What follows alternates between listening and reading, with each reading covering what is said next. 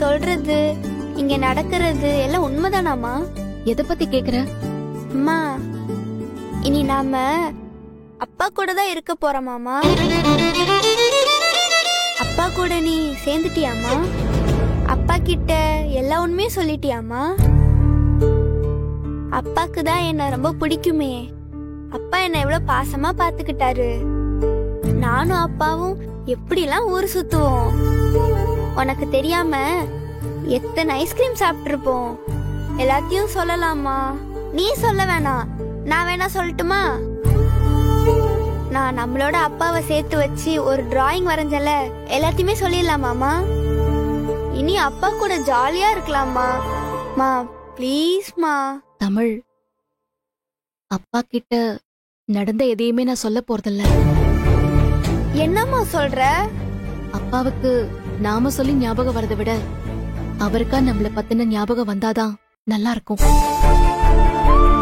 அப்பா என் மேல இருக்கிற கோவத்துலதான் நம்மள விட்டு போனாரு. எல்லா நினைப்பையும் அழிச்சிட்டு நாம வேணான்னு நம்மள விட்டு அவர் போயிட்டாரு. என்னால அவரோட அம்மாவை இழந்துட்டு தனியா நிக்கிறாரு. அவருக்கு நான் நிறைய கஷ்டத்தை கொடுத்திருக்கேன். அதனால மறுபடியும் அப்பாவுக்கு கஷ்டத்தை கொடுக்க கூடாது. ஆதி என்ன மீட் பண்ணாம இருந்திருந்தா அவர் வாழ்க்கை வேற மாதிரி இருந்திருக்கும். நமக்காக உன் அப்பா பண்ண மாதிரி வேற யாரும் பண்ணிருக்க மாட்டாங்க. மறுபடியும் பழசெல்லாம் சொல்லி அவரை நான் கஷ்டப்படுத்த விரும்பல. இந்த நிமிஷம் உன் அப்பாவை சுத்தி நடக்கிற விஷயங்கள் எல்லாமே தப்பா இருக்கு.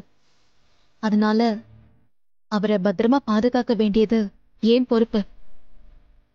அப்பாவை சுத்தி இருக்கிற பிரச்சனைகள் எல்லாம் முடிஞ்சதுக்கு அப்புறம்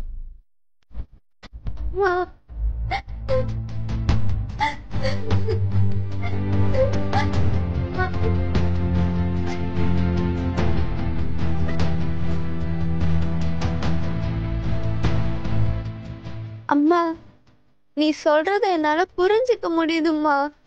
நமக்கு பிடிச்சவங்க நம்ம கூட இருக்கணும்னு நினைக்கிறத விட அவங்க நல்லா இருக்கணும்னு நினைச்சாலே போதும். நல்லதாவே நடக்கும். சாரிம்மா, நீ என்ன சொன்னாலும் நான் கேக்குறேன். தமிழ், நான் சொல்றத புரிஞ்சுக்கிற வயசு உனக்கு இருக்கான்னு எனக்கு தெரியல. உன்கிட்ட இத சொல்லலாமான்னு கூட எனக்கு தெரியல. இந்த நிமிஷம் உன் அப்பாவை கெட்டவங்க கிட்ட இருந்து நம்ம காப்பாத்தணும். அதுக்கப்புறம் நம்ம வழியிலேயே போயிடலாம்.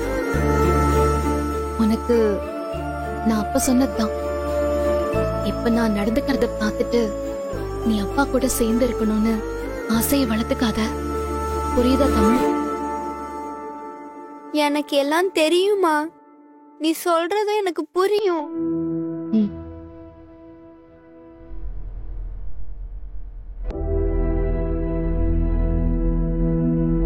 அப்போ அப்பா இல்லையாம்மா?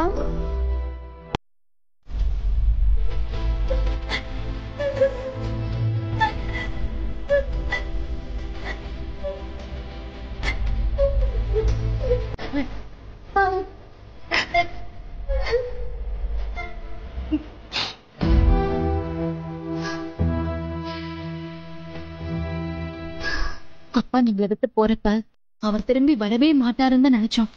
ஆனா கடவுள் அவரை மறுபடியும் நம்ம கிட்ட வேற மாதிரி கொண்டு வந்து சேர்த்து வச்சிருக்காரு. அதுவே போதும்டா. அவர்தான் உங்க அப்பா. அத யாராலையும் மாத்த முடியாது.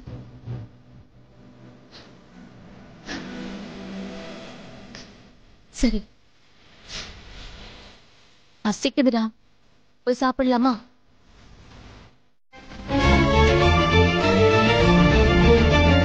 ஆதி, உனக்கு என்னாச்சு? வீட்ல கொஞ்சம் வெயிட் பண்ணு, நான் வந்துடுன்னு சொல்லிட்டு தானே போனேன். அதுக்குள்ள நீ பாட்டுக்கு என்ன விட்டுட்டு கார் எடுத்துட்டு கிளம்பி வந்துட்ட.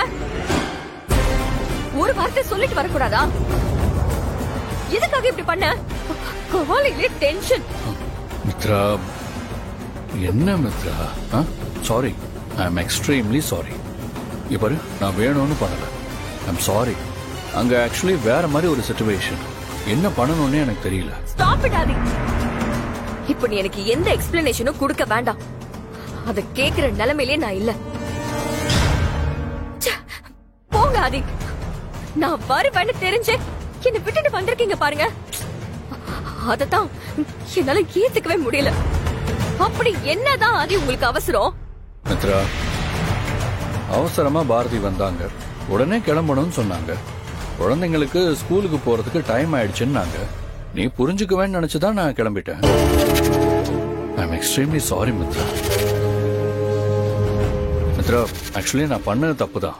ஆனா ஆதி, எனக்கு ஒரு விஷயம் புரியல. கட்டிக்க போறவன் நான், அந்த பாரதி. வேண்டாம் ஆதி, வேண்டாம். நான் எதுவுமே சொல்லல. எனக்கு என்னன்னா, என்ன சுத்தி என்ன நடக்குதுன்னே புரிய மாட்டேங்குது. இதுல நான் ஏதாவது கேட்க போய் அது உங்கள நான் ஏதோ சந்தேகப்படுற மாதிரி உங்களுக்கு தெரியும். நான் அவ்வளவு சீப்பானவளா இல்ல. ஆனாலும் நீங்க பண்றதெல்லாம் கொஞ்சம் கூட சரியே இல்ல. நான் சாரி கேட்டேன்ல மித்ரா. நான் என்ன பண்ணணும்னு சொல்லு. ஐ எம் சாரி.